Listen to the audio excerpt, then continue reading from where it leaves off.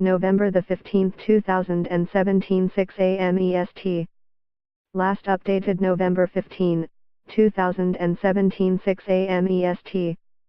A persistent irritant for spouses obliged to pay spousal support is the recipient spouse who refuses to work. For the many payors who continue to work hard as they age, the thought of a former spouse receiving support for the privilege of not working makes them see red.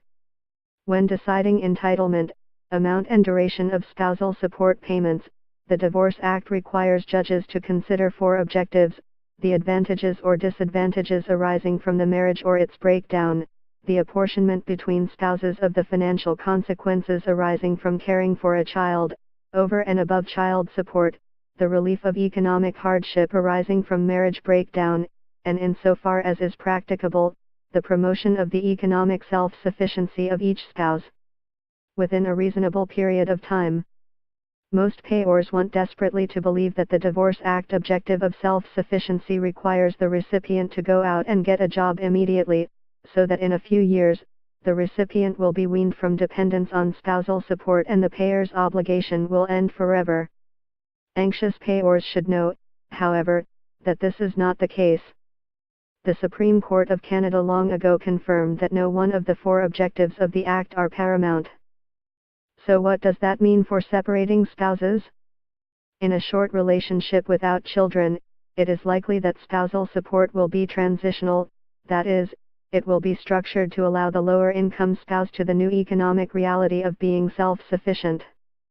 Any support payable is likely to terminate within a short time. For long marriages, of 20 years or more, where spouses separate in their 50s, it is unusual for a court to expect that the recipient will achieve self-sufficiency unless the recipient has been out of the workforce for only a brief period, and there is little income disparity between the spouses. Often, spousal support is indefinite, and is looked at only on the retirement of the payer. Where the separation has occurred when the spouses are in their mid-40s with children, and one spouse was primarily responsible for household management and childcare, it is also unlikely that the court will order that spousal support terminate at a particular future date.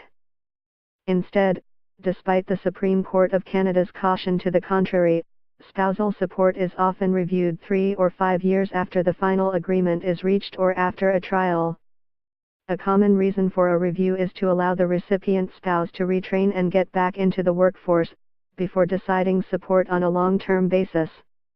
What happens, then, when recipient spouses refuse to return to work at something non-remunerative, make bad investments, spend beyond their means or start businesses which fail?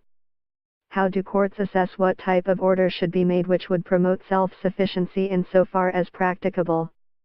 And what are reasonable efforts?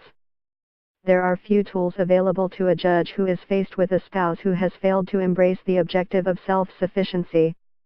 In limited circumstances, on a review, judges will consider terminating spousal support, if not immediately then after a certain number of years.